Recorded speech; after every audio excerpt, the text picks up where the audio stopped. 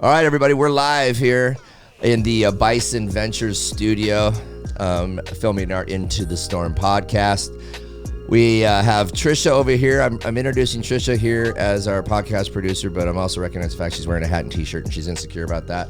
But we're going to a baseball game right after this because it's our 1-year anniversary of Bison Ventures.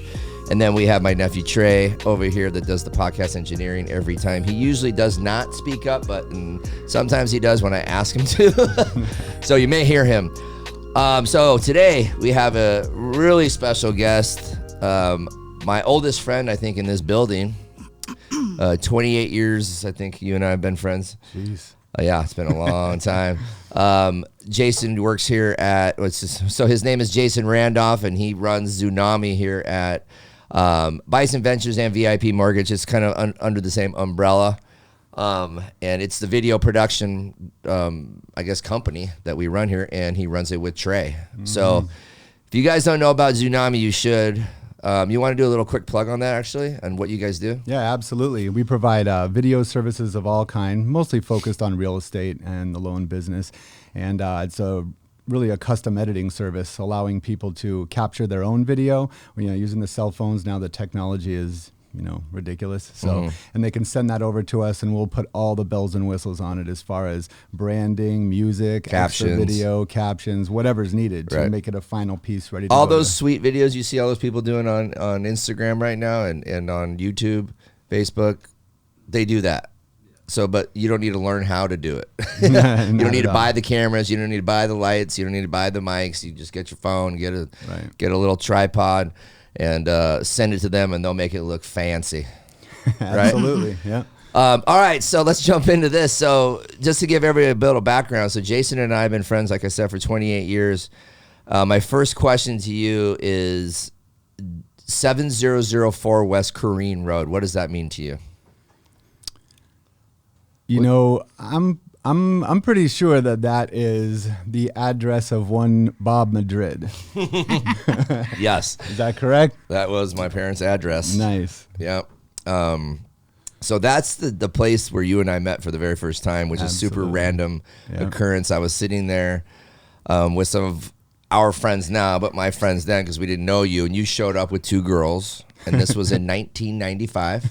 Yeah. Right? Yep. And some random kid shows up to my parents' house, and they were out of the country, I think, or they were somewhere. Yeah. And I had come down from NAU, and so I had friends, obviously, from ASU and NAU. We all kind of were just doing whatever we were doing. We were partying at my parents' house. Yeah. They were in Europe. They were in Europe. Okay, so nice. I kind of almost feel like you came in through the side gate, and I remember exactly you were wearing a white long sleeve Nautica shirt. Oh wow! You're the fashion guy, right? So we also have another guy that was there that actually works here in QC, and we call him Late Night Larry. Late Night Larry. But Late Night actually works here as well. So I guess I've known Larry for 29 years. So I guess you've lost that one. So I think one of the special things about that night, I mean, there were so many cool things. Obviously, we've been friends since then. Long time. But man, we did a lot of crazy shit during those times. And I mean, we used to go to raves, and I mean, but we all had like a similar interest, and that was we were kind of like all hip hop kids. Right. We were like into the b-boy like life, really, even though we were in our 20s. Yeah, we were still holding on to that world, and and doing all that stuff. And I remember sitting down with this round table with a glass top in our backyard. You remember that white one? Yep. You got a vivid memory. For some things, and some other things I don't, apparently. But we were sitting around that table, and Becca said, "Oh, this is Jason. He's our friend from high school. His car was broken down, and we picked him up." Yeah, she's like, "Get in the car." I was walking down the road, and I hear somebody yelling at me, and she's like, "Get in the car, get in the car." I'm like, "All right." So I looked. I'm like, "Oh, I saw who it was." I get in the car, and she's like, "We're going to go to this party." I'm like, "Cool." And I was like, "That sounds good." And she's like, "Yeah, it's all these guys I know." And I'm like, "Wait a second." Like, what are you talking about? And yeah. Where were you? Where did you break down? It was like on Scottsdale Road. I don't know what I was even doing over there, but it wasn't my car. My car got stolen. Let's not even get into that yet. We'll go into that first. But that's a crazy story. All the way across town. Yeah. Well, they lived over they lived over on Scottsdale, like Thunderbird. Right. So at this point, it was Jenna and Becca. Yeah. So, anyways, they said, well, Jason's a rapper, right? And then you hear like, oh God, like, sure he is a rapper. Everybody tries rapper. They're like, no, like they're like, you don't understand. Like this kid freestyles. He's been rapping since they've known him, and so we just like we're sitting around and we just kind of let him do his thing. And that probably went on for 5 hours. It was quite a while. I'm not kidding. Like literally off and on throughout the night because everybody was like, what the fuck are we seeing right now? It was insane. Like we'd never heard. And we were those kids that only liked like the East Coast rap, like Wu-Tang, it was like the heavy into like, wasn't like the P. Diddy sort of shit. It was like the deeper, darker, hard beat, rougher rap. And you kind of brought that sort of vibe to it too, which was crazy. And obviously you were like way engulfed into that world. So, so one of the things I was going to ask you to do today, a few times actually, but I think that like what you did that night was so crazy because what people don't understand, like when you do a freestyle, it's not like you're just freestyling. I want to do it a cappella too, Trey. So don't throw in the music. It's like you're going into like your brain some things you already like know. You kind of would throw into things, right? Right. But you can also like you like were going around the table. And like you had just met everybody, and you're like talking about like their names, their clothes. Like when you can like off the cuff do that shit, it's insane. And I've seen you do it a gazillion times now at this point, obviously. But so just to get like a hook for this podcast, I think it's a good thing for us to kind of do our first. This would be like a clip we're gonna use to get people to come on here. So I want you to do something like for like I don't know, even like a minute. Just is that cool? Can you do that? You think? No pressure. Yeah, I can always do it. I could do it. Do you want to put a beat on? No, we'll do that later. I'll say this up later. I could, we can do a beat later, but really I could freestyle over anything, even a Bobby Brown slow jam here on the podcast program. You want to battle? We can bet your chain on it. We'll see whose mic rocks. I'll leave white with gold trim like a Marlboro Lights box. Extra articulate. Wow. The barbiturates flip the eyelids of my script into ridiculous trips. 3 caps, 2 stems, the luster of the new gems. Stages of canvases. I'll paint them like the Blue Men. There we go. Wow. So that's what he did for hours and hours and hours the very first time we met.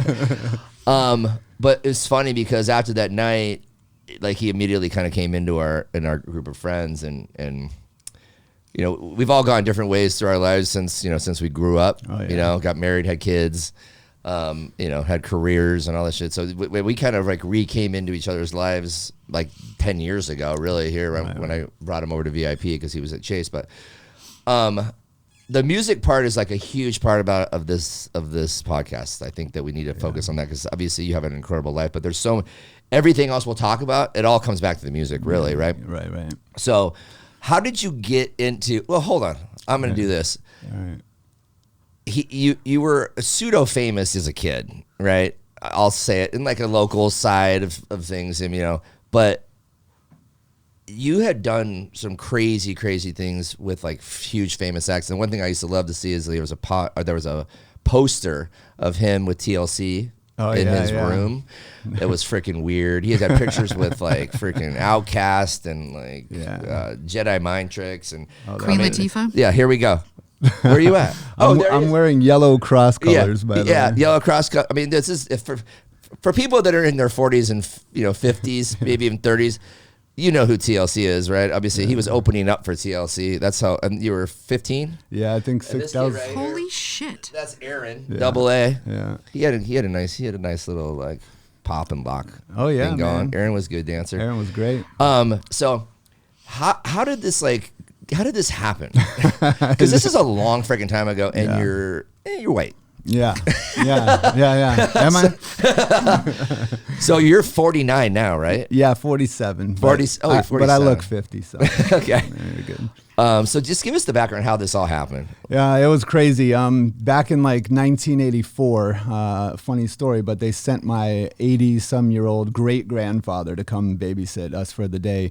And, they told him to get a movie, and, VCRs were just created at that time. And so he decided it was okay. He wanted to, he's from New York, upstate New York, but he wanted to get a movie about New York. So he thought we could get educated on it. So apparently someone told him to get Beat Street. And it's arguably one of my favorite movies of all time, love too. that movie. Yeah, it's just incredible. So he thought that was good. It's rated R. I'm 9. He didn't know. It's also about New York, but not upstate New York. It's very inner city. And so we watched that. And the first time I saw it, I've never seen anything like that. Like we didn't have anything out there.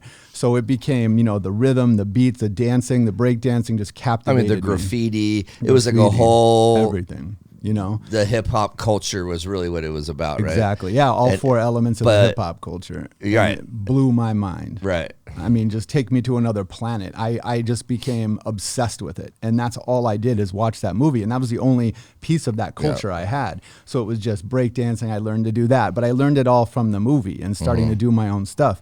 And it was wild, but I got into it. Now, what was good about that is that hip hop hadn't come out here at that time, at least not in the mainstream area where I was. Right. And so I was ahead of the game. So I started rapping, and I saw that it looked like they were making it up on the spot. I didn't know that anything was written. So before the word freestyle, that's not even in the movie, the word freestyle. But I thought it was all made up. So I started to do this, and I became obsessed with putting it in my mind that everything I saw I was going to rhyme with.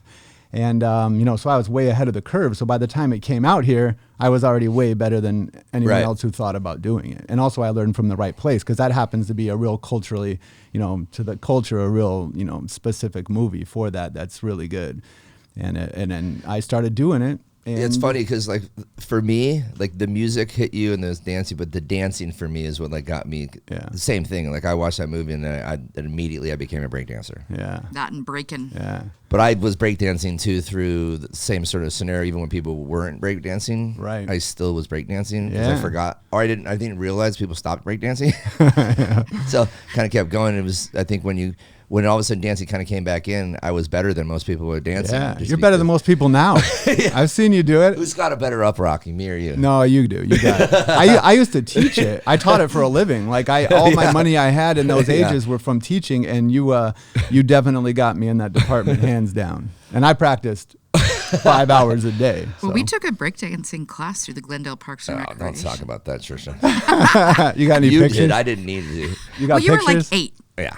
Yeah, I was already in the Midnight Breakers. Nice. All right, so after your grandfather saw that, you started getting into the rap, or brought that, and then you started getting into the rapping. Right. Like, how quickly did it like progress into something where you're like, okay, where people wanted to hear you? Pretty quickly, like Really? talent shows. I'd go up there, and they had never seen anything like that, and they were like, some people by the time they knew what it was, they were like, by the time that hit, it was like Fresh Prince, and they knew about that. But I would talk really fast, and they had really never seen white people do it at all. Right. And they were pretty enamored by that. So I just started, opening up for talent shows and doing all kinds of stuff like that until, we got the dancing is really what got us on too. Because at the time, even rappers that were pretty hardcore, like, Big Daddy Kane, they had dancers. So we had, for sure. People criticized Heavy D and it. the boys. Yeah, I was like embarrassed about it for a while, but I'm like, dude, the best people, Right, back then people danced. Back then they had dancers, and it was more of a, entertainment, even if they were talking about serious subjects, Was it Boys in Action? Yeah, so Boys in Action, and we got That's a another gig. thing. My mind is That's working. that. Firing. That's the TLC picture. Oh, That's who's this other guy? I forget his name. So that's John Duga, and then Aaron Alexander, Double A, and then Mario Velez in the middle. He still owns a dance studio. Does he? Yeah, so he's still doing it. And Marcus is at the bottom, and both of those guys still do their.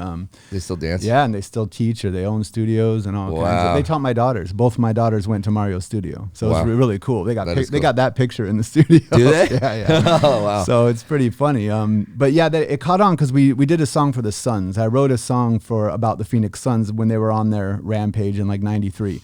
And was this like the Tom Chambers Barky era? Was that Yeah. 83? Was that far? That long ago? yeah, Yeah. yeah. Holy cow. Okay. Yeah. Dan so- Marley. And they talked about, it was all about the Suns, but we had, someone had a connection with them and showed them the song. It was called Phoenix Suns Battleground, and it just took off. They came and asked us to perform at games. So we performed even in the finals. We were actually going to perform at Game 7 if it went there, but, Paxson, I think, hit that shot, and that was it.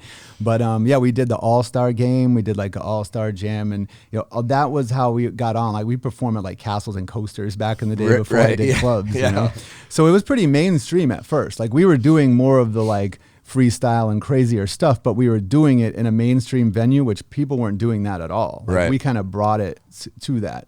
And so we were on TV. They would play us on Channel 12 all the time. They had a video for it. And that's what, really got things jumping off with. That's what hooked us up with our manager. She got us with the East Coast manager, and we went to New York and did shows. My first show on the East Coast was I opened up for Dougie Fresh, and when Slick Rick was in jail. So Dougie Fresh, for all you kids out there, go look up Dougie Fresh. yeah. And TLC probably. Yeah. So how were your parents, like, when all this stuff was going down? Like, I mean, I know your relationship with your parents isn't like all that great. But, But how were they during all that time? Yeah, it was great. I mean, they were, they did their own. They already were in entertainment, so they had their own, school of the arts. So they did all of that. So they were, they were supportive of it. They didn't really know what was going on, and we just kind of like took off, and it got crazy during those times. We were playing all the time, everywhere, traveling. So when you got into high school. Like, or actually, this was in high school. So what, like, were the kids in high school thinking, like, did they know who you were? Yeah, they knew it. I mean, I was more reserved. Like, I wasn't trying to be the popular kid all the time, but with the rapping and the dancing and everything, they all knew we did it. And no matter where it was, people were like, do it, freestyle. I mean, I remember just breaking down. Kids from other schools would come to our high school because they heard about us, and we'd be like, we want to battle. And I would just like, all right, let's go. We'd battle in the parking lot. They'd put beats on, and we would just go at it.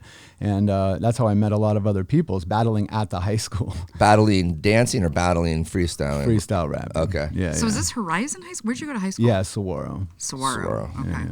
Scottsdale Saguaro, shout out, right? Yeah, that's right. Scottsdale Saguaro. Yeah.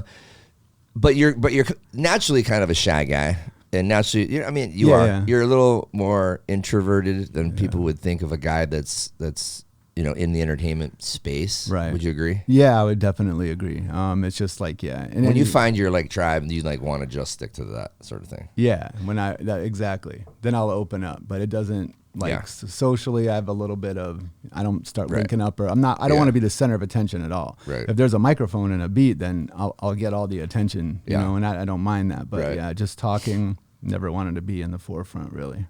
You can get kind of ruthless with your rhymes too, especially in like rap battles. I mean, there's sometimes I thought we might die. Yeah. Well, we definitely had a lot of close calls with that, because I would run my mouth, and that was what I was most known for. I got to say that's what separated me from the other people, is that in a battle, and this is way before Eminem or anything like that. Yeah. It just got ruthless. I understood. Well, because that would be like mostly black, Gang Mexicans, bangers, whatever. It was a little more of a rough crowd, and then it would be you, Aaron, Paul, me, Larry. Yeah. Larry's the whitest guy on earth.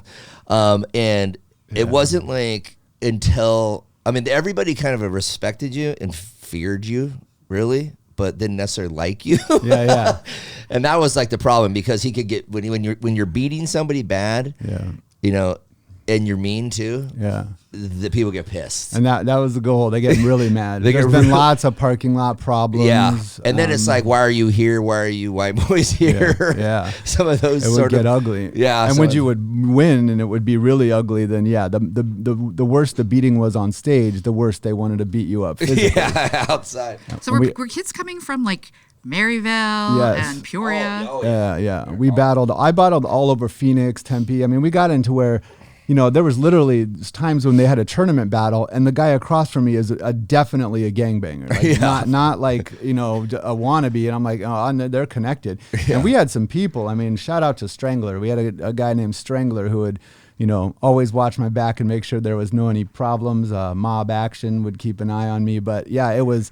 I knew there was going to be a problem almost every time, that I had to escape from someone or something that was mad, either from that battle or a previous battle coming to look for me. So there were some physical problems that we experienced. That's scary. There's so many good stories, but there's one thing I wanted, before we go further into the rap thing, that I think that was always kind of a cool thing too, that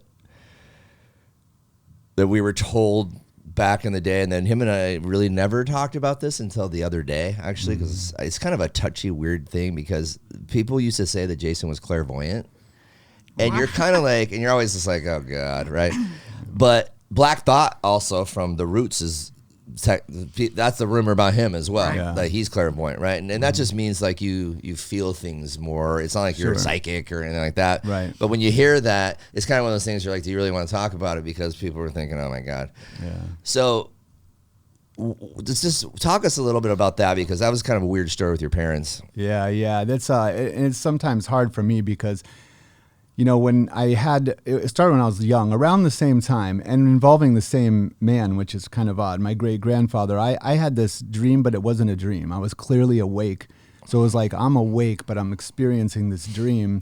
And it's a long story, but in essence, my great-grandfather was saying goodbye to me. And he had this snare drum that he had, and he was hitting the snare drum, and it would get quieter and quieter. And as a kid, that's how he put us to sleep, oddly enough, with a snare drum. And he would do that. So in this dream that I had while I was awake, the snare drum was going quieter and quieter, and I knew, even as a child, that he was saying goodbye. So I woke, you know, out of it, and I went and told, like, this. You were like in a meditative state. Yes, and that I had never experienced before, and I was young. So I came and told everyone, like, I know he's saying goodbye, and they're like, no, don't worry about it. You know, he'll be fine. And you know, later that day he had passed, and so but he wasn't with you guys. No, he wasn't with us. He was just at his house. And, wow. But I knew that that's what was going on in my mind. Now, the interesting thing is, everyone's like, oh, it's not your fault. It's not your fault. I never thought it was my fault. Right. But, cool, thanks. But I did understand that this was bigger than me. You know, it was something that was different. And so after that, I experienced similar things like that with dreams awake, where it would just come to me. And it was almost like whatever was happening, I could tell that was the way the universe was going to move and things that were going to happen. And I made the mistake of telling a few people and about certain things that ended up happening, and then developed that little reputation really quick. But what was awesome about that is that's the same great-grandfather that showed me that Beat Street and turned it into music. And then eventually in my life, I was able to kind of understand that it's not, you know, I'm not a fortune teller with a crystal ball. It's not, you know, anything like that. However, because that occurred to me, it made me really focus on the spiritual side of things and starting to dive into it. And luckily I had an awesome lady that they introduced me to, Karen Robinson, who helped me guided me on that journey, who kind of gave me the skills and the tools of meditation and spirituality, and didn't do it from a very opinionated stand, just took my experiences and explained how all of this is about energy, and all we are is energy, and interpreting that energy. There's so many dimensions. There's so many different ways we can interpret it. And, you know, it's not just the brain, but it's the spirit. And in me learning about that led me down to meditation, and that helped with the music and meditating, spirituality, and at sometimes psychedelic drugs. But those three things to me are the same thing. It's the same. Music is vibration, and when I hear music, I love it. I feel the same as when I meditate, as when you would be on a psychedelic trip or whatever it is. Those things are kind of one to me, and I think that that's what all my music is about. It's like those three things are simultaneously, and it's really all love. All we are is vibration, energy, and love, and mixing those things have made me who I am today. I mean, those things really, really played a big part of my life. And, you know, unfortunately, you know, what comes with that, many things in my life are like this, but like, oh, he thinks he's clairvoyant, or he thinks he's this, and those type of things really bothered me, because I actually understood it wasn't that. It was that we all are energy. We all are blessed with these amazing gifts. We use such a small % of our brain, and most people never connect with themselves spiritually, and they're just missing out on what you really are. And you don't mean, like, by spiritually, you just mean like your inner being. Correct. Like, you're not talking about religion. Not talking about religion. I mean, you know, I don't say I'm a Buddhist. I love the Buddhist philosophy. You know, I think that it's great. but it's not a religion. But the philosophy holds true. I'm a lover of philosophy that comes with the music and the writing and everything else. But yeah, it's not from a religious standpoint at all. We're all spiritual beings. Yeah. I believe we're just in this flesh so we can experience life. But all of us are spiritual beings, no matter who your God is or your gods are. Right. I believe that we're all that. So did you feel, sorry, Ryan, that you were just more receptive then? If you said everybody has these gifts, why you? Well, I just think that maybe, you're more receptive. I mean, if you look at a lot of things that happen, and Trey and I were talking about this the other day, like some of the biggest, coolest discoveries we have from technology, from Einstein to all these people, they all claim that these things just came to them. They're like, I just had this vision or this dream, and all of a sudden they had these cool things. And I'm not claiming to be Einstein or anyone, changing the world significantly, but I am saying that we all have those things where it just happens. And I believe that you can ignore it, you can get scared of it, you can get excited about it. But to me, I wanted to dive into it and understand where it was coming from. And it fell on my head. And I think that we all have the ability to do everything. And that's why meditation helps people in all sorts of ways, whether it's meditation, yoga. We have a giant gong at our house that we use for sound healing. Just listening to that thing, your vibrations, you get in tune with it. And I believe that, maybe it was luck. I'm not sure what it was, but I know that it was my path. Yeah. And I wanted to follow it till the end, and I don't think there is an end. So. Right. One of the things too, I think that when you think about a lot of the really strong lyricists, they're all big readers too. Yeah. Right. They're just constantly just absorbing information. Right. Like Mos Def, Talib Kweli, Nas. Right. He was a huge reader. Yeah. You were a huge reader too. I mean, when like all that stuff was kind of going down. I mean, there's so many books that this guy's read that are really intricate books. Yeah, like you said, a lot of philosophy books, but you've read a lot of books on religion and. Do you think that a lot of that absorbing a lot of that information helps you with when you're writing rhymes or when you're writing poetry, whatever, Absolutely. Right? It's just like you're tapping into all this education, really, right? Sure. You're putting that in your dossier. Every time you read that, it goes in this dossier, and you can go and grab from that. So when you're freestyling or you're coming up with ideas or being creative, just the larger that thing is, the more you have to pull from. So I became obsessed with literature, poetry, and specifically, but also world history, any subject really. Yeah. I love to read. I love to get that knowledge, and I believe it helped me. And also I like reading different viewpoints. So if someone writes a book about this, I don't read it. Especially young people, old people too. They read something and then they're like, this is my new way of thinking until it crosses. I like to find out all the counterpoints of that, and discussing the counterpoints and learning the counterpoints to different forms of opinion opens up your mind, but it also, helps you to tolerate, people and different opinions, and love people and their different opinions for who they are, because that really helped me in all of life, is reading. Yeah. So let's dip back just a little bit and go back into after we met. For a lot of us, we're always like, dude, why aren't you famous? Like, why aren't you doing more? Like, it's like, dude, if I had your skills, this is like, I'm sure everybody gets. It's almost probably frustrating in your standpoint, right? Because people that don't have these gifts or gifts are just like, you've learned it, right? You've created this craft. It's not like you just like was handed to you, right? Sure. So, I know that you went to, you did get signed, obviously, you had a record contract, you had a manager, you moved to LA. Right. Just tell a little bit about that story, and because it kind of helps encapsulate like where you ended up. Yeah, absolutely. Yeah, I got, we had our manager at the time hooked us up with some people on the East Coast, and they had, and they said, hey, you need to be out in LA. That's where it's going on. So a gentleman, Tim Feehan from Backroom Studios, he was a Canadian pop star. He had, like Canadian Grammys. He was like the best man at Wayne Gretzky's wedding, or vice versa. Yeah, right. So they said, you come out here and come out to LA, see what it's all about. And my audition was his birthday party. So there was Alanis Morissette, there was all sorts of people there at the time.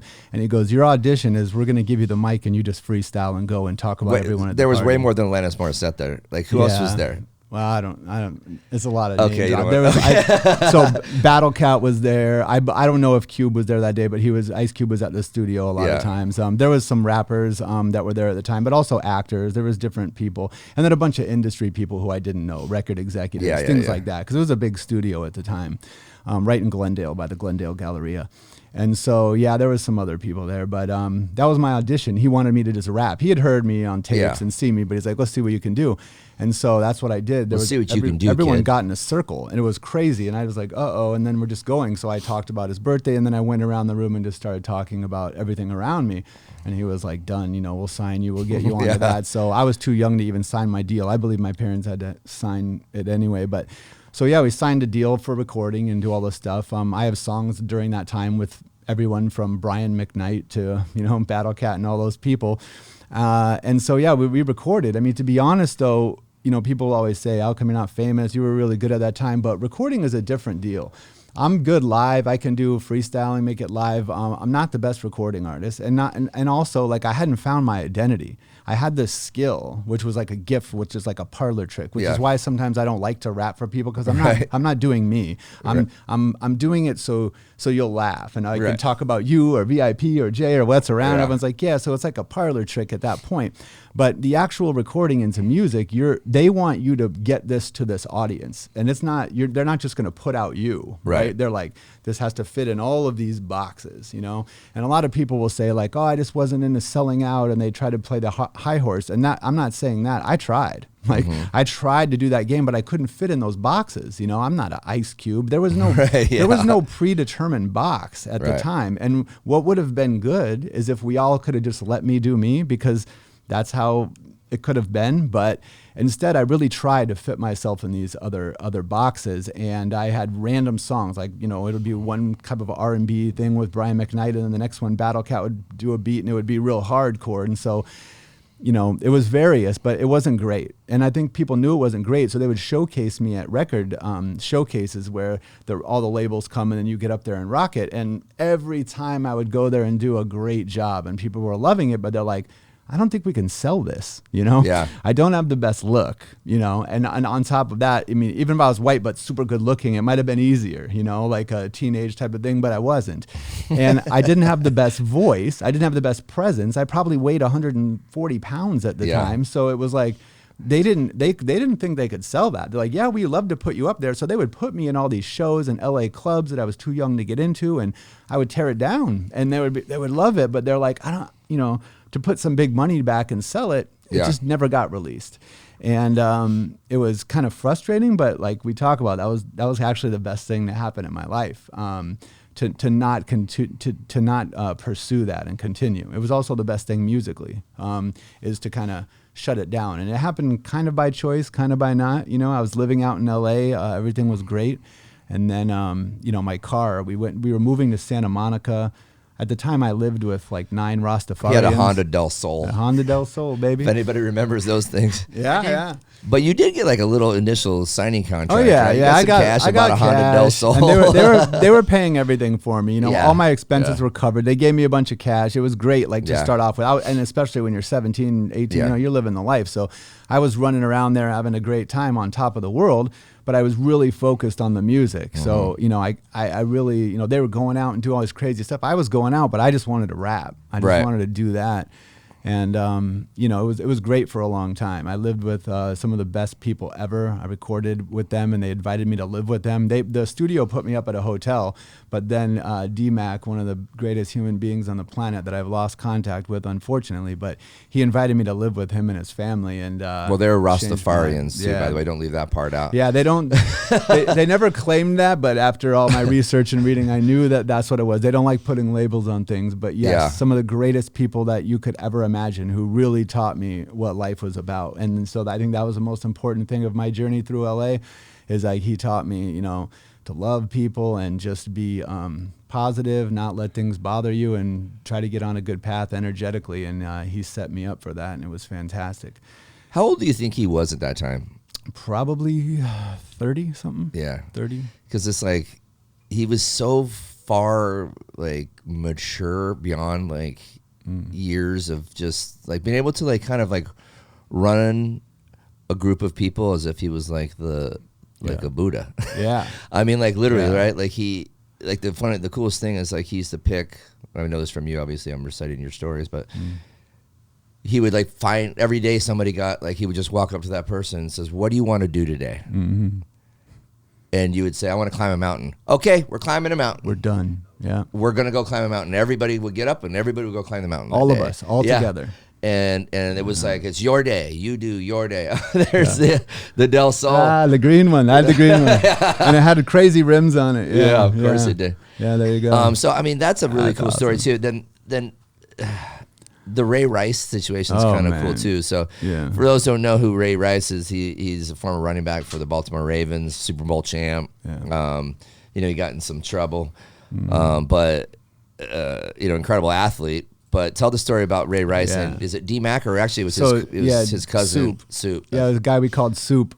His name was 𝘰𝘱𝘰𝘦, but they called him Soup. And the SUPE was his rap name, and it stands for spiritually uplifting people everywhere. And he was one of the greatest MCs and probably one of my best friends. And we lived there out in LA. And so I had gone back, and right when my car got stolen, I retreated back to Phoenix for a while. And when I was there, I got a phone call, and it was D-Mac, and he was like, told me that Soup died. He got hit by a drunk driver and was killed, and it devastated me. And it was hard on me, and it was a terrible thing. So I was very upset for quite a while. And then what happened is we didn't have cell phones back then. We didn't we had each other's phone numbers. Pagers. Like pagers and whatnot, but I didn't even have a pager, and they didn't either. And so what happened is after he died, I was upset. I stayed in Phoenix. D-Mac and all of them moved somewhere, and I lost contact with them. I tried to find them. I called the studio. I called everyone. Everyone's like, I don't know where he is. Yeah. And I had a different number. No one. I didn't even know how to get a hold of them. And back then it wasn't easy. None of us are on social media. I'm not on social media to this day. Yeah. They aren't. But I looked for them for like 20 years, like trying to find them, their names. Even the record producers that I was able to find and talk to, they didn't know where they went. So I didn't give up, but I was always, I had everyone looking for them. My wife, Tracy, was really looking for them. And then I'm watching the Steelers and play the Ravens one day. And at halftime, Bob Costas is interviewing Ray Rice. And Ray Rice starts explaining how his cousin was the rapper, and he was really good and everything else, but he's really sad because he died in a drunk driving accident. And I'm like, oh, wow, this kind of sounds like my buddy Soup's story. And then as he's talking, he's like, his name is Soup. And he pulls up his sleeve, and I'm looking at a tattoo of my friend. I'm like, are you kidding me? It was a portrait of his face. Yeah, I don't remember if it was his name or a portrait, but I knew that was it, right? So it blew my mind. I'm like, oh my gosh. But the first thing in my mind was, now I can connect with all of those people because they're all from New Rochelle. They all know each other. They grew up in the same area of the project buildings. They all knew. So I'm like, I'll be able to find them. Well, I'm stupid. I don't do social media. So my first thing is to reach right out like, hey, I know your cousin. But probably a million people say to Ray that. Rice. Right. So then we started negotiating because I'm like, once I realized I can't just get a hold of these people. Yeah. I'm like, I have a good bargaining chip. I have unreleased songs of Soup that their family would want from the studio. I have things of him rapping, freestyling, everything. So I was just going to trade, and I was going to like, hey, listen, I don't want tickets to the game. I don't want jerseys. I don't want autographs. Yeah. I want to give you all of this so your family can have it and enjoy this. Just connect me with D-Mac, someone that knows D-Mac. Yeah. And but what happened is right when we were getting closer to doing that and accomplishing that, Ray Rice punched somebody in the elevator and then his life changed and there was no getting a hold of them. So, and that was a big dent in the story. But now I still never reconnected with those people to this day. But it's really sad. Maybe they'll see this podcast. Maybe. Well, not after you just said you punched somebody in the face. Yeah. All good. We all make mistakes. For sure. So what about, God, I'm just trying to play. So when we kind of all started hanging out and doing the shows, and you would open it up for people, and when did Tracy kind of come into the play on all that? So because you guys dated way back in the day, and then reconnected, right? Yeah, that's what's beautiful. And Tracy, we knew each other when we were 13. So we had like our friends group would That's cross. his wife, by the way, for everybody who doesn't know. Yeah, Tracy. She is everything to me, the love of my life. So a lot of people say that, but you know me. I love Tracy. She's everything to me. But so we knew each other at 13, but we started dating in like 16 or 17, you know, a very long time ago. And we dated throughout high school. So even when I was doing rap shows and dancing and all that, you know, we were together. So she would come out and, you know, watch us do shows and crazy stuff. But we had a really great relationship. And then, you know, as we got older and I went off to college, we kept that long distance relationship going. She would come out to see me. I would come back and see her and everything. After a while, after 1 year of that, things got a little, you know, harder to do. So it was like, it was just frustrating. We still loved each other. We knew we would always love each other. Like I really did. Both of us knew that. Yeah. But because of our lives, it made it difficult. And no one likes to be jealous or angry or worried or alone or anything like that. So as time went on, we kind of split apart a little bit more. And then, you know, when I went out to do music in LA, then it really wasn't going to be fair, right? I left college. When I got that record deal, I just broke out and just left college right in the beginning of a semester. And so I left there. And when I did that, you know, we kind of had our time apart, which was perfect. So if anyone's listening to this about that, it's very healthy to take time apart. You know, it can be the best thing for you because for us, you know, we did our own thing. Obviously, that was when you and I were running around doing crazy stuff and going to parties and rocking parties and everything like that. And so that was really healthy. But in the back of my mind, she was always there, and maybe in the front of my mind and vice versa. So when I came back from LA, which was, you know, near around the same time when we were hanging out, we reconnected. And it was almost instantly, like right when I saw her and we started hanging out, I knew that this might be forever. And it really was. You know, we got married, had kids just almost instantly. I mean, I got married and I had my child at 22. Yeah. So my first daughter, Tiara, right there on the far left, and then Kaya is on the right. But that was 1998 when Tiara was born. And we started our life very early, but you know, as all these stories go, I had lived a lot of life. So people are like, what's it like to get married so young? I'm like, I was doing shows with KRS-One and Queen Latifah and all. Like I did a lot of, you know, we had a great time. And so like we were out doing our thing. And so getting back together with her was beautiful. And then it just set me up. It didn't really stall you though, too, for a long time. Oh, no.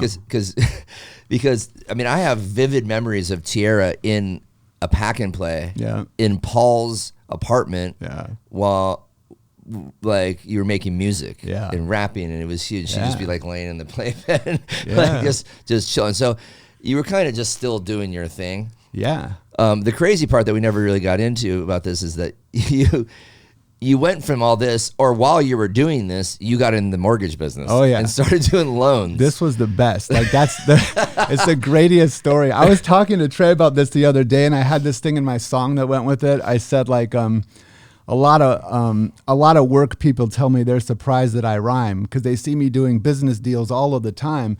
But when my eyes look crazy and I start to be berserk, a lot of rap people told me they're surprised that I work. So like, because it was like a dual thing, you know. Yeah. I got involved in loans and a buddy got me into the business, and I was doing that for a while. Then I went to work with Tony Adkins, which was a huge blessing, and I went to work with him. Huge VA guy. Yeah, massive VA guy. Massive. And I had a 4-day interview, and the good thing was my wife was doing nails at the time at the salon, and her client was Tracy, which is his wife, and she's like, my husband does loans. And she's like, oh, my husband does quite a bit of loans. Maybe we should connect. I went there for 4 days to interview, got the job. Anyway, I started getting in the loan business, and that was crazy because loan business is early till late. Yeah. But what's cool about it is, we were making good money and working really hard in that business. And I was doing sales on the phone, and that's kind of my thing is talking. I was doing good, so I took to it really well. It was awesome. And Tracy, my wife, was very supportive through the whole thing. Like, she's like, don't stop doing music. This is you. Stopping doing the music is like stopping being you. And she would be very supportive, as a lot of people wouldn't. Yeah. Hey, I got a show tonight. I think I'm going to go on at midnight. Yeah. We have a little child, but don't worry, I'll be there tomorrow to take her to the babysitter. And so, but she was very supportive and always encouraged me to stick with the music. So I did kind of live like a dual life. And, I'd be dressed just like I am now, but a little nicer probably. And dressing up for the gig. And then at night, throw the beanie on, or the fisherman hat that you see me in that picture there, and just go off and just say crazy things into a microphone for a bunch of crazy people. And so, I kind of did both. And it was very interesting when those paths crossed. You know, when people at work would be like, "You do what?" And I would try to keep it from them. You know, Right. luckily when I was in my heyday, a lot of the internet didn't. You know, Yeah. the internet didn't exist, so people couldn't be like, "Hey, I saw that you are talking about crazy things." You know, but so. You know, it was a little different. I was able to keep it separate. But yeah, the loans and the music, both part of my life. Was this 𝘰𝘰 or was this 𝘰𝘱𝘦𝘰𝘱? So 'cause those were two names. Yeah, I got a couple names. So one of them is 𝘰𝘱𝘦𝘰𝘱, which is the genus and species name for the giant squid, because the squids are the bottom of all animal. They live on the very bottom of the ocean, and they only come up to the surface to feed. And this is a good story about the working. So I was work person. Everyone else was 24/7 hip hop. I would just show up once in a while to do a battle, right? Yeah. So my whole idea of that was I live at the bottom of the ocean, then I come up only to eat people, only to crush you and then go back. So during that time, I believe that was 𝘰𝘱𝘦𝘰𝘱, but I was always 𝘰𝘰 too.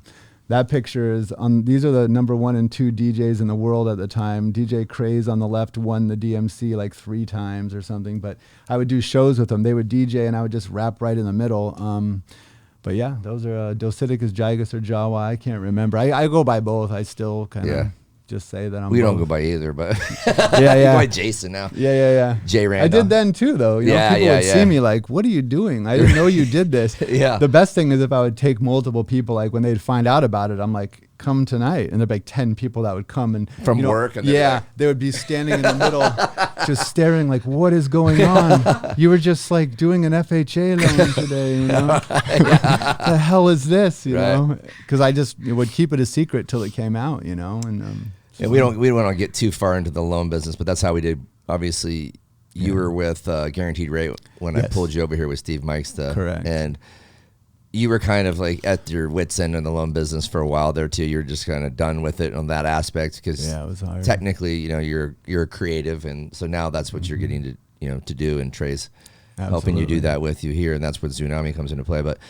that's all we're going to talk about mortgage wise. Because I want to get into the shows because to me, I mean, just I was saying to him the other day, there's so many things that I can't remember if we've like fabricated them or just blown them up or they were real, because it's been almost 30 years of these stories and I've heard them so many times. Urban legends stories. But I know that, you know, some of the like the opening acts, right? You every time KRS-One came into town, they, the management would call Jason to open up for KRS-One. And KRS-One is considered like a godfather of that. I mean, he probably was in Beat Street. It might have been a little bit before that, but I mean, but like it's like that deep, right? Of the music. He's and stuff. definitely like the #1 representative of hip hop culture. And the story of him asking you, like, you know, what do you want to do? And this is when you were already doing mortgages. Tell that story real quick. Yeah, so I got to chat with him a few times. Nothing like he wouldn't remember me. Yeah. But got in talking to him about this and that. I think he was kind of struck by my whole performance. And after we were talking, he was like, "So what do you do? You're looking for a label. What are you doing?" And most people, of course, try to give him their demo tape or talk, and I had no interest in that. So I'm like, "Yeah, I'm just playing the show." And he's like, "What do you mean? Are you trying to get signed, or who's your people? Who are you with?" And I'm like, "No, I'm no." I already did that. Yeah, he's like, "Well, what do you want to do with this?" And I'm like, I looked right at him, and then the first thing that came out, I was like, "I'm doing it." Like, this is it. Like, I'm opening up for KRS-One, and he's like, "Well, what's the end game? What's going on next?" And I'm like, that's what was so beautiful about me not having this goal of doing, getting a record deal. Taking that off my shoulders allowed me to do the reason I wanted to do was rap. And the cool thing is I never really played for a show. Like, if you listen to my songs, they're for rappers. I don't write for the people. Like, I don't write so that they won't know what I'm saying. I don't care. I'm writing because when we started doing this, it was rapping with each other and rapping for other rappers. So I never stopped that. So that was really what I wanted to do, and just looking at them and telling them was very freeing in my mind. It was just reminding myself that I am doing it. Like, all my dream of doing this is what I want to do. It wasn't about fame or money or a job. That's like the worst aspect of it. Right. You told him that you were doing mortgages. Yeah. Oh yeah. I'm like, I have do a job, home loans. I have a wife, I have a kid. I don't think he believed me. Like, I told him I do home loans in daytime. Like, I have a day job. I would sometimes go to the show and like forget to change my clothes. You know what I mean? Like I would roll up to the venue like this, and I got like my hair out. Like people have never seen my hair, right? You know, because I always had a hat on. So I was like, oh my God, I'd like go back to the car and put my, hip hop gear on and roll in. And and that's just how it was. And I don't think he believed me talking about it. I think he was just like, but that's, it's funny when you say those stories, because there are a lot of legends. Like every time someone introduces me out here, like, this is Jason, he used to rap with Eminem. And I never did that, but some I've never even met him, but somehow the stories kind of get inflated, or changed around. And people don't remember, because they don't really, most people don't know who KRS-One is. No. Jeru is probably my and a lot of people don't know who Jeru is either. Do you have the picture of that one? Like, but for a while, I mean, Jeru came out with an album in 95-ish, 96. 96 was Wrath of the Math. And that album was huge. But he didn't like have like this like mainstream success for after that, really, or even during that. But like anybody who was in that, the culture that like that type of music knew it was like Liquid Swords coming out with 𝘰𝘱𝘦𝘠, right? Yeah. It was just, you had to be kind of in that niche, so to speak, to know him. But he was huge. He was huge, and he used to sleep on your couch, right? He'd come in, we had a good thing going, because I loved him because he took on that culture. Like he was friends with Biggie Smalls, so he would still make records about him. Like, you shouldn't be messing around with Puff, you're hurting the all that stuff he was doing. I don't want to put words in his mouth. You can listen to the stuff, but he went against everything on purpose, and so I loved it. And he had a little bit of reputation back in the day for not being as friendly towards white people, and that's kind of, I was cool with it. I respected the music, but that's what I expected to get when I met him. And then I was astonished that when I opened up the first show here, he was sitting there watching the whole thing from the backstage. I'm like, wow, usually they don't care about the opening act. And then the second show, he did the same thing, because we were going from city to city. And then I think it was Tucson or something. And after the show, I went to talk to him, like, hey man, it's an honor to open up for you. And he's like, oh man, you're not an opening act. He's like, I heard you rap entire stanzas with like 8 or 9 syllables. And I was like, oh, because one of the things that I do that I care about in music is I'll rap whole lines. Like, so if you hear a line and it's like da da da da da da da kid, da da da da da da da Madrid, and you don't rhyme any of the other words. Well, my thing is sometimes I'd like to rhyme the whole thing. So if I say like, you paid a rack to settle for some casket pulling power, I'll say, I trade a sack of metal for a basket full of flour. And every line in the rhyme, it's very difficult to do. Every syllable rhymes with every syllable in the next line. And that was my thing. But to be honest, even my close friends didn't know I was doing it. And I never told them. Right. Because most people they don't know. Right. So it took him to go, I heard you rhyme like whole songs with all these syllables. And I was like, oh man, thank you for noticing that. And then we kind of had a little bond and start talking. So what happened is the promoter put him up in a crap hotel room, and he was mad. He goes, Jason, I'm from East New York. And he goes, and the hotel they gave me is scary. He's like, I grew up in the projects. He's like, so, I'm like, all right, I'll make a couple calls. So I called Aaron, and I said, Aaron worked at the Tempe, the Point or whatever. The Point South Mountain. So I'm like, Jeru the Damaga is with me and needs a hotel room. He goes and gets him the biggest suite they have for free. And he's like, Jeru's coming here. So I drive him over to the hotel. We get to the hotel. We go in, and it's beautiful. And I'm so proud for helping him. And he goes, all right, man, let's get into some. And I'm like, no, I got to go. Like, I got a wife and kids. I got to go home, And he's like, what? And then he's like, I don't want to stay here. You're leaving us, just us. What are we going to do? And I'm like, you're Jeru the Damaga. Like, go out on the town. And he's like, I'd rather just go to your house. I don't need this suite. And I was like, okay. And so that picture is inside of my house. And so he comes to my house, and then he just hangs out. Like, we go in the backyard. He let Tommy Hill as DJ, and we just start talking. And it was my whole dream come true. I'm asking about Biggie. I'm asking about the Fugees. I'm asking all stuff. He's telling me these old stories, and it was awesome. And then you know me, like, I didn't want to be in his face or continue the relationship, but my wife will still communicate with him on social media. Really? But it was a really cool time in my life, because I really respect that guy, like, ultimately. So it was really cool to be able to spend that time with him. So Tracy, if we can talk a little bit about her, since she was there pretty much the whole time. Yeah. I know you said she was supportive, but was she like proactive? Was she involved in the business, or was she just there to kind of be your cheerleader and Yeah, I mean, partner? She's my partner together. Like, she did awesome things for me all along the way. She wasn't involved in the business, but I wasn't involved in the business. To me, it wasn't about a business. Like, a lot of times I would just play the show for free drinks. I didn't even ask, like, they would book me for a show, and he's like, aren't you going to ask what it pays or negotiate? And I'm like, yeah, just give me free drinks. And my people, free drinks are like, all right. Because to me, you know, whatever they were going to give me, $400, I'd rather just have that go to the other acts. Like, we were doing good in the loan business at the time.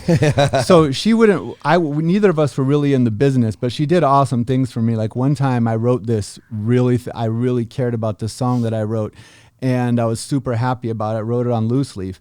And then I went to work, and I was thinking about the song all day. And then I'm like, oh no, when I went to work, I set the notebook on top of my car, and the notebook had loose leaf all over it. And I'm like, and I drove away. So I call home Tracy, and I'm like, Tracy, I just lost the best song I've ever written. It's not recorded. I need your help. And she's like, I got to go to work. I'm like, help me. So Tracy went and walked down the street. She said that she had to go almost, I think it was 3/4 of a mile till she found the last one, because it was separate pages. And she found every one of the pages and brought them back to me. So that's just one of the many things that, you know, she did. That was funny. But yeah, she, you know, she's not just supportive, but I get a lot of my ideas from talking with her. I mean, the best times in my life and how I set up my day is just, you know, we have these talks. We'll have coffee together and just talk. And it's awesome to, after all these years, to have such a close relationship. But a lot of my ideas come from that. A lot of my life decisions come from that. I run everything by her. So even in the music, you know, you would think that I'd be trying to get away from that life, but no, I used it in the creativity to learn more. And she's taught me so much in my life that I'm able to utilize creatively, and also just in business and everyday occurrences, things that I don't know how to do, she'll know how to do. And I feel like she fills such a giant, you know, everything that I can't do, she can do. You know, like, she can fix anything. She'll go fix an air conditioner right now. You know, she and I have she has some of the manly skills. Absolutely. She's doesn't. I'm not badass. I'm not afraid to say it. Yeah. I'm not afraid to say it. You know, a lot of people think that, you know, oh, that's not manly that your wife's doing. And we had a funny thing happen the other day. There was some guy coming over to deal with our Munns Park home, and there was something wrong, and he was talking all this terminology. And so he's telling me what's wrong with the gasket or whatever it is, and he's acting like she isn't there. And she's just talking to me like, oh, you know, maybe, you know, and I'm just like, everything he's saying is just going right over my head. Right. So my wife's like, are you serious? So she just starts chiming in to let him know, like, Jason doesn't know any of this crap. I'm the one dealing with this. So yeah, and that's how we are kind of in life. We know what each other needs, and we're able to fill those holes. But yeah, she, you know. I love her. So Yeah. one of She's a special the coolest things that your family's done is your daughter Tiara did definition of a rap song, which is your favorite song. Yeah, one of them. Yeah, one of them, and so she did it, and it's one of the most difficult. It's insane. Songs ever, and yeah. I don't know if we can put a link to it or something in here, but it's insane. Crazy. It's really fast, super intricate. Yeah. You have to. I mean, she had to practice time, but she did that for his birthday. Yeah. I wouldn't even think about doing it. it. I couldn't do it. I did not know that. Like, I've heard the song a million times, and I couldn't do it. So I woke up one day, and she's like, here's your birthday present. And they hand me a phone. And I'm like, a phone? Like, no, Dad, look what's on it. And This so is like I look 3 what's years on ago, it. 4 years ago, maybe? Yeah, probably 4 or 5 years ago. And so I hit play, and I start hearing her rapping this super fast song that I couldn't even do. Yeah. And she hit every syllable amazing, and I'm blown away that I started crying. I couldn't believe how good it was. And then I'm like, you must have been practicing that forever. And she goes, Dad, you have no idea. It took me so long. I'm like, really? She's like, yeah, it like took almost 2 weeks to memorize. And I'm like, that's not that long. Yeah, that's such a short amount of time. I'm thinking it's been years, because I couldn't do it in years. Like, Ray the Rugged Man raps really fast sometimes, and she just knocked it out the park. And it was awesome that she knew that I would love that more than a tie or a shirt or whatever, you know. And is it available somewhere? I mean, like, you said a link. Okay. Yeah, it's on a YouTube link. It is. We Okay. got it. Yeah, it's Okay, it's not public, you know. No, but no, I do no. have the song. I remember playing it for Aiden one day in the car, and he was like, what's this chick look like? Because he was like, what the hell? Yeah. She wrapped it here, remember that? Yeah. Oh, yeah. She wrapped it in for at the Scottsdale office for. No, here at the manager meeting, yeah. Oh, was it in here? Yeah. I remember her getting up and doing it. And she had never wrapped in her life. We were in like wow, an auditorium or something. All right. So one more story that I think is really cool that I think people will like is I can't remember if you were opening up for Outkast or I can't remember who it was, but I believe it was at Celebrity Theater, and you weren't getting a great reception. And we didn't talk about this before this, by the way, but you had the DJ cut the beat or cut the music in general, and you just went a cappella. Yeah. Do you remember this? I mean, I've done that a few times, dude. Okay, so this is so crazy. This is nuts that you don't remember this. The crowd was not feeling it, and he just like cut the music and just went on a tear to the point where like the whole place was like. Again, it was very, we were.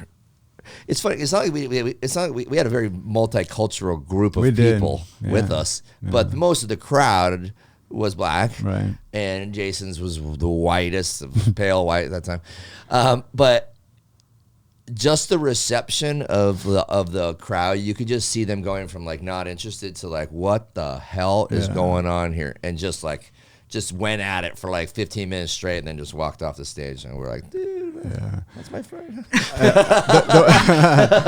The one you're talking about might have been the Roots. It was the Roots. Okay, I was gonna say the Roots, but I did it a few times. Like if I'm not going over well, they're just like I could tell it's like the sound is, and it's not just because whatever. Like I said, I'm not the best recording artist, and I'm not for everyone. But if it starts not going well, or the crowd's jeering or whatever, I'm just like cut the beat and I'll show you, because this is what I do. I want you to understand the words. That was always what was important to me. So. That's what I would do. I'd go on a tear freestyling, but like nowadays, it's all about really the beats and the music behind it, and no real substance behind what they're saying. But it's enjoyable to people, right? Like people like listening to it at the clubs. It's fun. So it's like it's for whatever sort of taste you want in your music, right? Yours is very much not that. It's very much just the lyrics, like it's the words, right? And the meanings behind everything, and like a subject topic, right? As opposed to just like you can just say whatever the hell you want to do as long as it sounds kind of cool with the beats that are going on. Right. So with that being said, I did ask you to prepare. Like I said, do you have anything from like way back when that you have? I have like Human Disgrace, like that's that song on my phone that I play for everybody, but that's like 18 years old probably. I don't even know the song. You don't even know what I'm talking about? What do I say? Dude, it's so good.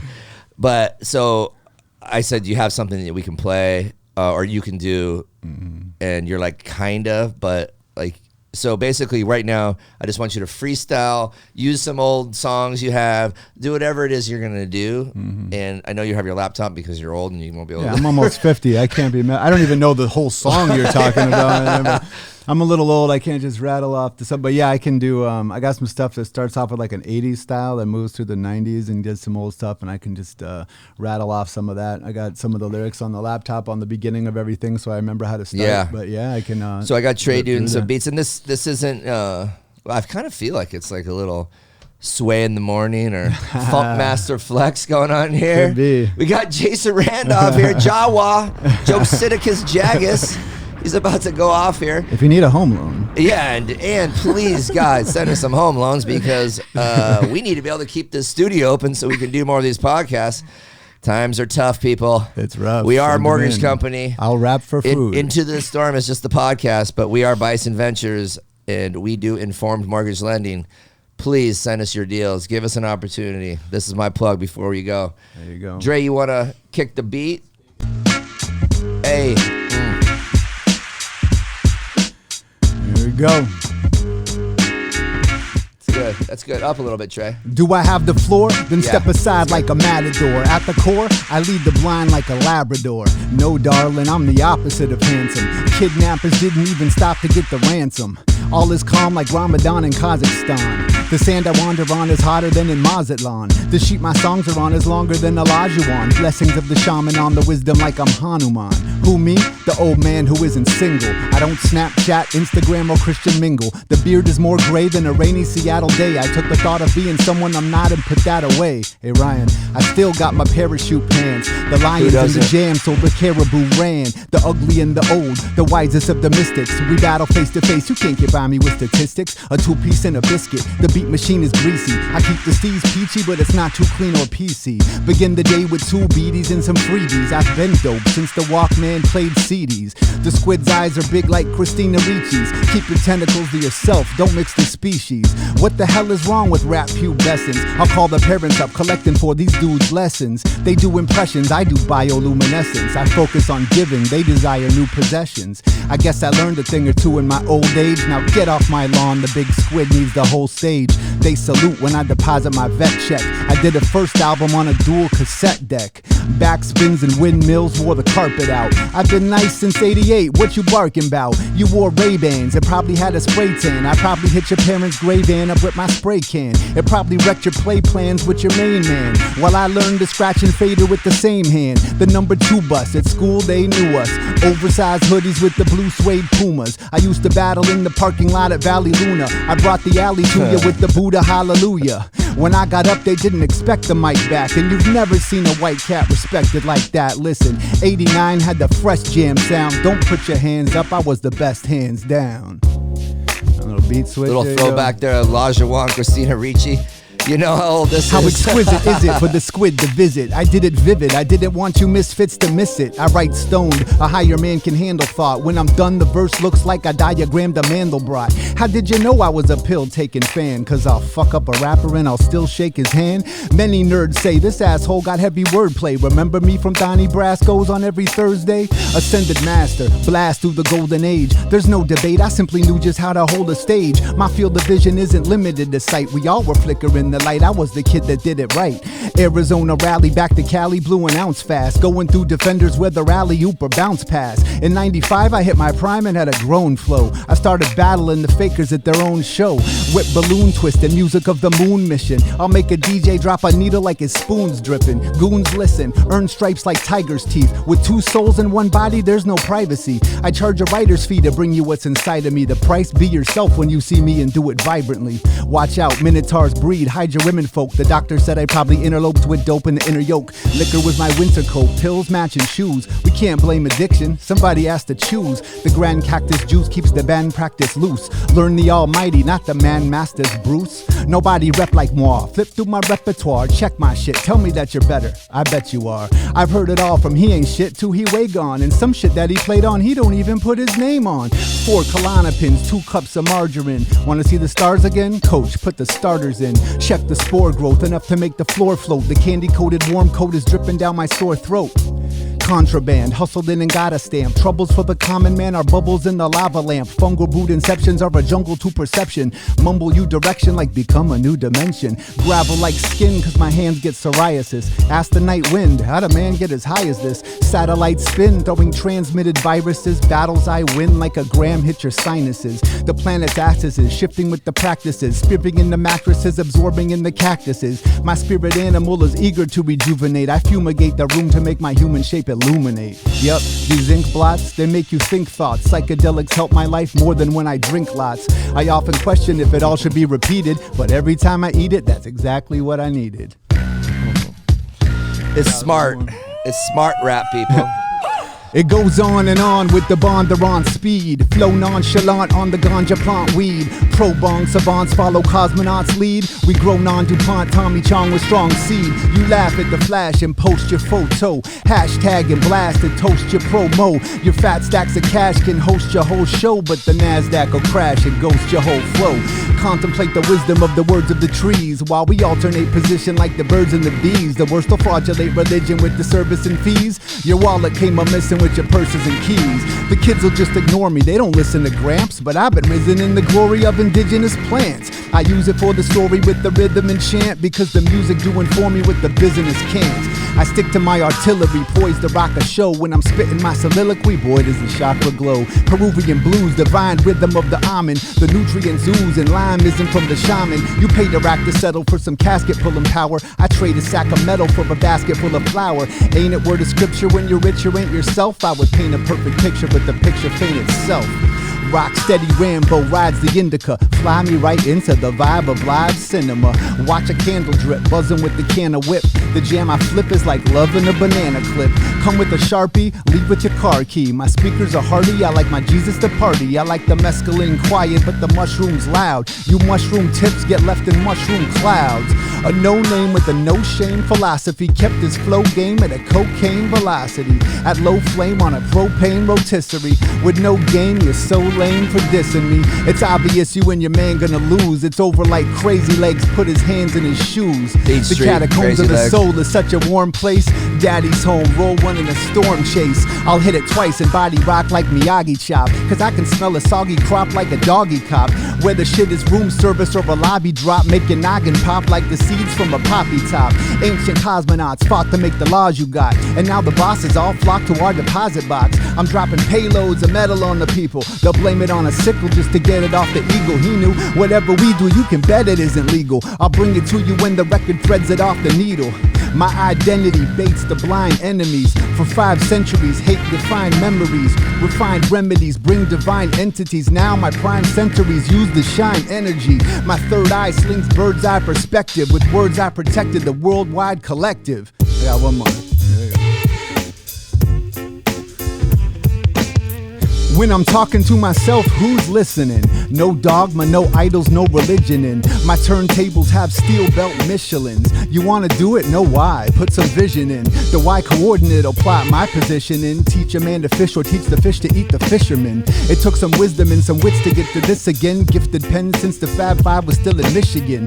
When I couldn't buy brakes or air conditioning, I had a lot of pop but couldn't purchase one for pissing in. I'm in a different class of what these little kids are in. Every time I'm near a mic, the people like, yo, is it him? I'm in the river listening to let the rhythm hit him. I never dreamed of other planets, I was visiting them. The way the words bless the beat with an artistic vision, it's like ancient Anasazi shaman mysticism. Sprinkling the garden of the stars, I hope you find the meaning in the margin of the bars. Feeling the pain is part of healing the brain. If you want the rainbow, you gotta deal with the rain. Translate the stowed tablets on a subway. Approach a mama grizzly bear while the cubs play. The canyon is grander from the bottom. Display your beautiful scars and how you got them. The sacred code to atone past grievances is written in the palm prints of stillborn fetuses. The tightest friendships forge in war's crucible. Air pollution makes the sunsets beautiful. It's all a spark from a star's ash. The last text transmitted from a head-on car crash. Pain inside, tears falling at funerals. Soaks in the bloodstained earth to grow musicals. Yep, just ask for the storage door. Fungus is a portal for the ancestral corridor. The sky's open when your eyes close, stay within.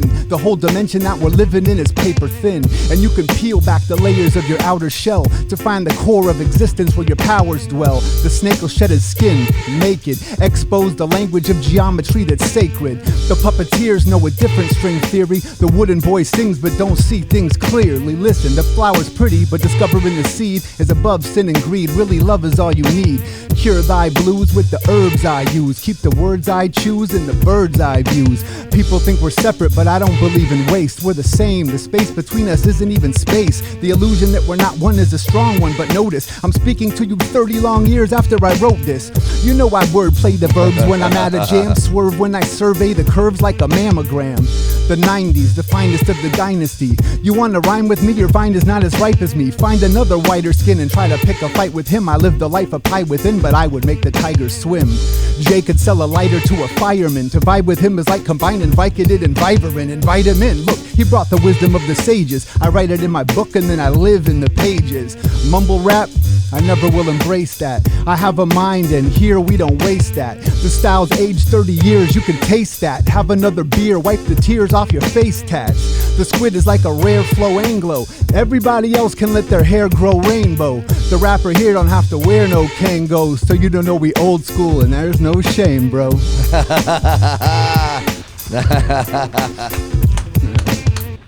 𝘰𝘱𝘦𝘥 Jagus. 𝘰𝘱𝘦𝘥 Jagus. I would say Jawa. Jason Randolph, dude, that was so good. Mind blown. So, I mean, it's so funny, dude. Like, I was catching verses that I remember from way back when. Like, I mean, dude, that was nuts. Like you said, when you said like 30 years ago, there is some shit in there that's literally like 30 years old. But some of that stuff, how like new is any of that written in the last like? Yeah, some of it's new and revamped. You know, when I started getting into my heavy multiple syllable rhymes, I kind of revisited some of the concepts that I had written before, and then redeveloped them into rhyming with all the multiple syllables. So a lot of that, I mean, I don't know, maybe 40%'s written in the past like 3 years. I dabble at night sometimes, but just for fun. But one of the things we didn't talk about as well before we wrap up here is that when I remembered as you were talking and you started talking about the turntables and the techniques, like that's what I remember actually, where Tier was in the pack and play, and Paul had the techniques, right? And he was just as good of like a DJ, like playing like old school style, right, with the records and just scratching and just playing, like mixing and shit too. So you would sit in Paul's. Basically, we were teaching him how to do that. But I mean, the music artistry that you have is so freaking crazy, and the fact that you can still do this at this point is just a bit. But you know what, before you stop yourself, I know you obviously had to go through and try to remember a lot of it. But like, I've seen you rap at least once a year for the last at least 10 years. But obviously, VIP Christmas party. I mean, I mean, like we rapped. I mean, we were in Puerto Vallarta or was it Nuevo Vallarta? Is that where we were? No. No. Yeah. We were on the beach. Yeah. Dude, see, those are my times. Like, dude, he wrote just a rap. It was Atlanta's birthday, and just like wrote a rap about her, like right then and there, and she was like in tears. Like, it was so freaking cool. But we do all that sort of shit all the time. It's like it's just insane to still hear it. But dude, I don't even know how to wrap this up here. Do you want to talk at all about video? Yeah, so I mean, the thing I wanted to talk a little about video. I'm sorry to cut you off. Did you have a specific? No, I just feel like that's something that we should take advantage of this time to talk about a little bit. Well, it was such a blessing, and we didn't really tell the story. I'll tell it really quick. But when Ryan recruited us over, he was going after Steve Meixta, but I am the one that talks to the public for Steve Meixta. So I heard this message, and I'm like, "Do you know this Ryan Madrid that's trying to recruit us? Like, who is it?" Because I wasn't sure if it was the same one. He's like, "It is." We went there. Ryan recruits us over here, and it was amazing. I mean, once I met Jay, I love Jay Barber. So I mean, my whole life changed being here. But what was awesome is we did for loans for a while, for a few years, and we started doing little videos to just do it internally or do some fun things. Actually, turn them into mini movies. And Jay is like, we need more of this. You should start doing this. And instead of being like, go do loans, he's like, I'll invest in something else, and kept me going with video because he knew I had a passion for creativity. So I love that guy. Love you. Everything. And so I was like, that's really cool to be able to do video, for a living. And obviously I'm not, I had a little bit of knowledge in it from doing the music, really. Yeah. I know how to use most of the software from music, but I'm not specifically technically skilled in video. So we did Xunami, we started doing that and everything, and it's going all right, but, we need someone that really knows what they're doing around here. And luckily, Ryan says, you need to get Trey. And when Trey came, it changed my life in a lot more ways than one. First of all, it was really a blessing to meet Trisha, and extension from knowing you all these years. I'd never met Trisha, maybe in passing once or twice, but never got to know each other. And that was awesome, getting to know her for a long time. And then when Trey came, my life changed in more ways than one. Not only does he teach me something every day about video, which is awesome, and I need that, and he's so technically skilled and so talented, but what's beyond that is that I feel like we have a huge connection for everything else. Like the way he talks, he's like 50 years past whatever his age is, he's and he thinks along my same wavelength a lot of times. And so he teaches me about life in general a lot. And so we'll have some great conversations, but I just think that, us working together and doing he has a little bit of the same sort of soul you do. Yeah, for sure. It's definitely. Yeah, and I was blown away. Like, I didn't expect it. We didn't talk about what type of person he is. Just said he was an awesome video. When I started to get to know him, I'm like, oh man, we're gonna work good together. And it works. Well, let's just talk about that for a business. quick second here. So first of all, Xunami is Xunami, yes, and you can find it on the App Store. Yeah. So we can go further than that if we want to, but it really, that's how you spell it, because people don't know it. They think it's Zunami. Yeah. It's Xunami. Send the videos to these guys. They clear it up. But Trey. So Trey's been good at video since he was like 12. So 8. Okay, but he started doing shit way ahead of his time, and he's 25 now. And he was always kind of a little bit ahead. Like, he was we were very similar too, right? You know, he was into like skateboarding. Even though he was a really good athlete, he really was kind of into like the art side of things. He liked doing that sort of shit. He wasn't like super, although he was super popular kid, but whatever. Yeah. But when he went to film school, that was a big deal. So he goes to Toronto Film School, which is a really good film school. Surprised he got in. He's good. But so he moves, to Toronto at a young age, coming from a really small town in Verado, basically is where he was born and raised, pretty much for sure raised there. And it's Buckeye, it's small, and then getting thrown into a massive city in Toronto, which is like, it's like Canadian New York City. And he managed to get through that and then come home, and then COVID hits, and he has to deal with everything he really wanted to do, and it wasn't working on podcasts and doing Xunami. I promise you that much. Yeah.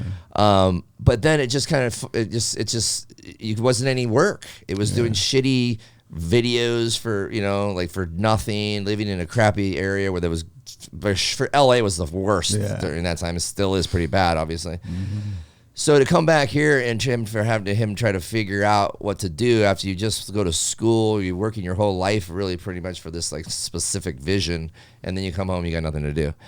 So to get him to come here and do this, it wasn't like it was like super easy. I asked him like multiple times to get it to do it, and he was like, I got this thing, I'm gonna go do a video, probably get paid $1, but or not paid, right? And so he had to go through his own emotions and feelings of like, what am I really doing? And obviously, it doesn't hurt that he has you here and he has me here and he has her here, because it kind of gets him through the, like, this isn't my goal in my life or my dream. But with that being said, as you evolve in your life, I'm speaking to Trey directly right now, you get older, you pivot, right? And you may find things, and this may not be your end game, obviously, but it may be. And this is something for an opportunity for the two of you who are extremely talented to build something that could be bigger and better than anything that we could have done on the other scale, right? Yeah, for sure. And this is an opportunity to create a business and create money, and you can always go do whatever it is you want to do. You're still freaking young. He's only 23 years old. I'm 25 years old. I think everything that's happened has led me here for a reason. That's how I look at it. I feel like I'm supposed to be where I am.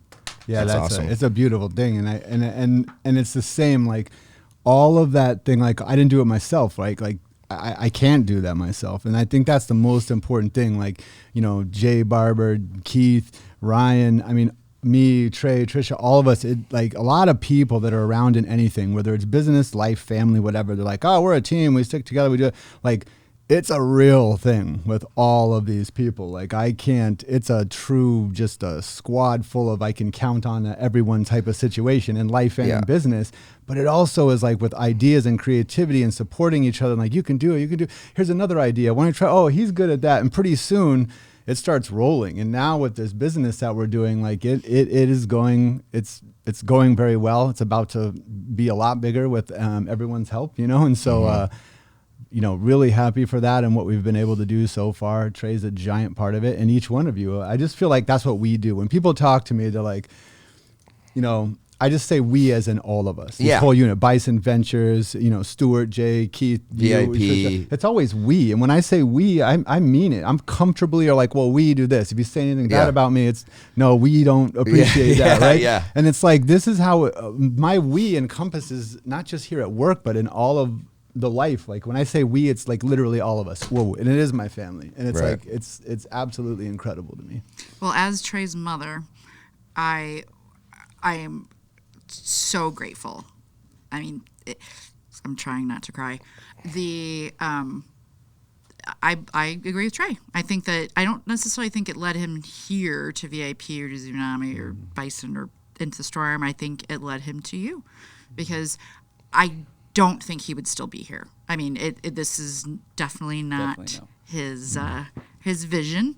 Yeah. But I mean, he's said a million times, if it wasn't for Jason, I don't know if I could hang in there, right? And that's even with his mom and his Nino.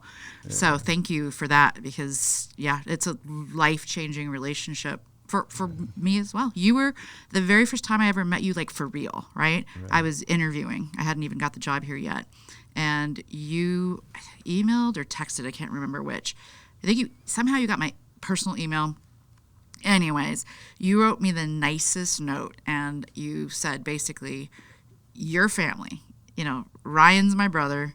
That makes you family too. Whatever you need, ever. Here at VIP or in personal capacity, I am here for you. And I was like, damn, this guy. I'd heard about you, but I was like, okay, that set the tone for our entire relationship. I mean, I see you at least 3 times a week, and I can't wait to go walk into your studio and hang out. Come on by. And I love Tracy. Yeah, I feel like she loves you she's too. my person, man. She just connected with you again at that event, and she just talking all about you for hours. Yeah, she's wonderful. I love it. I can't wait to meet your girls someday. Yeah, I think that at the end of the day, the cool thing is that we like Stu says all the time, it really doesn't matter what we're doing if we have each other. We have enough talent to do a lot of things and make money at it. Sure. So that's the beautiful part, right? Like you're saying, you name all these people, like, we do mortgages, but we do a lot of other things. And at the end of the day, you got to have the belief. I mean, I lean on YouTube thinking like, okay, shit, I can sit here and think about 3 other businesses that you could be doing, that we could be doing with us. And a lot of it has to be with education, right? Like just we're talking about like doing a deal for podcasting, right? Like just teaching people how to do it. But we could do a thing, all of us together doing a deal on video editing and just anything to do with like audio and video and just multimedia stuff, really. But we need to do way more of that. But we're hitting at right about an hour and a half here, and we've got to bail out of here. But dude, thank you so much for coming. I mean, this was a long time waiting. There's been 2 podcasts that I've been thinking about for a long time, and this was one, and the other one is the one that we're gonna do about me. Right, because I haven't really had the opportunity to tell my story. We've been talking about that for years. We've been talking about that for years. I mean, shit, Trey and I started like a little mini documentary probably 8 years ago, and he lost all the footage. We need to finish that. We need to redo that was before he went to college. But we need to redo that, all that stuff too. But anyways, thanks again. Really sorry. Plug for the podcast class. It's real, right? Yeah. Like March 16th, 2 to 3:30 here at Bison Ventures. And we'll start promoting it before this airs, actually. Yeah. So if anybody who's... March 16th. Yeah, who thinks that the podcasting might be something they want to try, we learned the hard way on a lot of stuff. So let us and we'll save you. teach you how to do it. And also, guess what? We rent this space out and we rent Trey out. So if you want to start a podcast, this is the place you can come do it.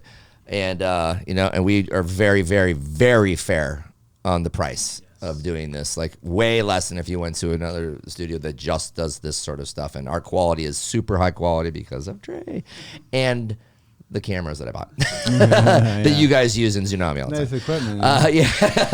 Great. So anyways, like thanks again.